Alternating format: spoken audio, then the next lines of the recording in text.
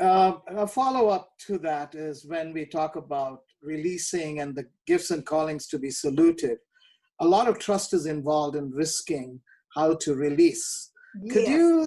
Could you speak into that a little bit about how to really release young people and taking the bullet if they fail? Okay. But we have to take the bullet for some older ones too. We don't do it perfectly either.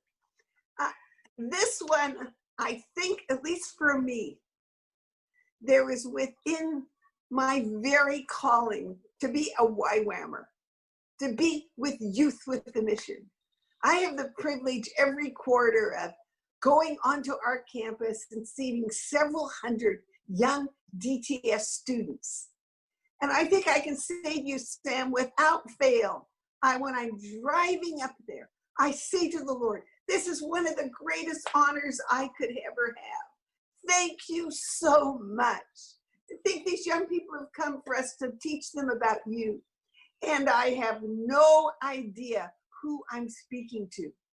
Is that going to be a future prime minister? Is that going to be a world changer? I think you have to meet people with faith. And when you believe the best in young people, most of the time that's what you get back. Thank you, Dar. I think that was so excellent for us to be reminded of that. I think this should be recorded and used as sound bites. This is a constant question we get every once in a while. Thank you, Dar. And another word for releasing is entrusting. Entrusting. It is the word of trust, but it's the verb, it's the action word of entrusting. So when we release young people, we are entrusting them, we're trusting them for an assignment. Yeah. That's right. Yes. And it was kind of a combination question from Sam. So this one I think might be very relevant because a lot of this group are leaders, and so many of them have families. And one person asked, how did Lauren and Darlene maintain their family life in the midst of doing mission? With great joy and fun. This one, you know, Jesus is just so wonderful. I know you all know that. But when we seek him in detail, friends, he so helps us have a balance that we couldn't have without seeking him in detail. I have been convicted about all kinds of things, but I have never been convicted about neglecting the ministry for my children or neglecting the ministry for my children. And I believe it was, I just didn't know how to do it. So I would always ask the Lord that. Lauren and I would ask, do we go on this trip together? Do we take our children?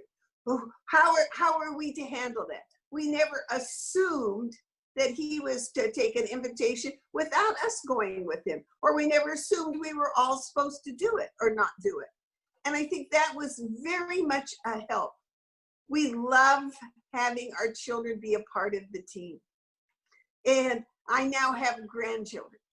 And it's so fun for me to watch them be active in ministry with us even right now.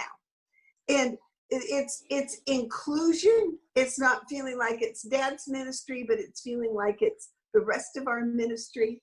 It's being that commitment to, we've been called to be parents as well as leaders. And so the greatest discipleship job that we have is in our own family. We can never neglect that.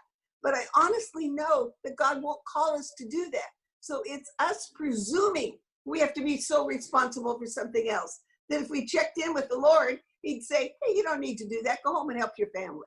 He'll keep all that in balance. I know that sounds overly simplified, but honestly, it's the only answer I know.